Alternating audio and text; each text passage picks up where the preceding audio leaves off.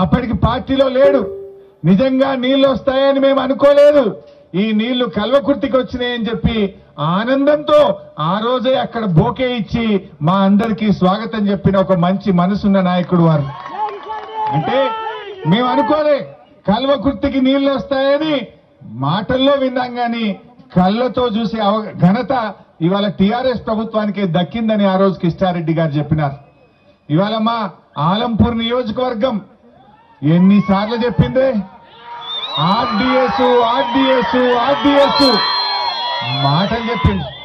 కానీ మన ముఖ్యమంత్రి కేసీఆర్ గారు ఆనాడు తెలంగాణ ఉద్యమంలో వారం రోజుల పాటు ఆర్డీఎస్ ఆయకట్టులో పాదయాత్ర చేసినారు. ఆ రోజు పాదయాత్ర చేసి మీ కష్టాలను దగ్గరగా చూసిన కేసీఆర్ గారు ఈ రోజు మీ కష్టాలు తీర్చడానికి 783 కోట్ల రూపాయలతో Tummilla lift irrigation scheme sanction చేశాం. ఇవాళ తుమ్మిళ్ల పనులు యుద్ధ ప్రాతిపదికన జరుగుతున్నాయి. వారం వారం ముఖ్యమంత్రి గారు రివ్యూ చేస్తా ఉన్నారు.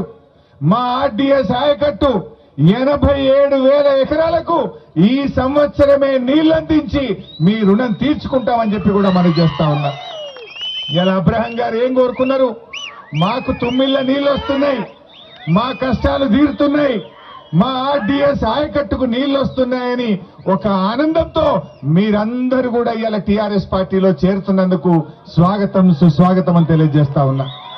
ఇవాళ మా దామోదరన్న ఆయన జీవితం అంతా కూడా పార్టీ కోసం పనిచేసిన మనిషి, ప్రజల కోసం పనిచేసిన మనిషి. ఇవాళ అటువంటి మనిషి ఈరోజు మహబూబ్ నగర్ జిల్లా పచ్చబడుతున్నది. వారి నియోజకవర్గం నాగర్ కర్నూలులో ఇప్పుడే ముఖ్యమంత్రి గారిని కలిస్తే అడిగినారు, మీ నాగర్ కర్నూలులో ఎన్ని ఊర్లకు నీళ్లు వచ్చినాయి దామోదరన్న అని అడిగితే దాదాపుగా 90% మాకు నీళ్లు వచ్చినాయని చెప్పినారు. ఈ ఎండాకాలంలో కూడా మత్తళ్లు దుంకుతున్నటువంటి చెరువులు ఈ రాష్ట్రంలో ఎక్కడున్నాయంటే మహబూబ్ నగర్ జిల్లాలోనే ఉన్నాయి. ఈరోజు అట్లా ఇవాళ జరిగిన అభివృద్ధి. ఇవాళ దామోదరన్న జిల్లా పరిషత్ చైర్మన్ గా జిల్లా మొత్తం కూడా ప్రజల చేత మన్ననలు పొందినటువంటి ఒక మంచి నాయకుడు. ఇలా అటు దామోదరన్న, అబ్రహం గారు, మా ఎడమ కిష్టారెడ్డి గారి చేరికతో రేపు మహబూబ్ నగర్ జిల్లాలో ఎన్నికలు ఎప్పుడొచ్చినా మొత్తం 14 సీట్లు కూడా గులాబీ జెండానే ఎగిరేస్తాం.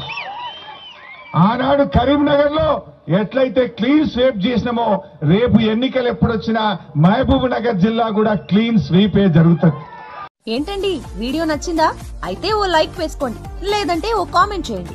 ఎప్పటికప్పుడు మా వీడియోస్ చూడాలంటే సబ్స్క్రైబ్ చేసుకోండి.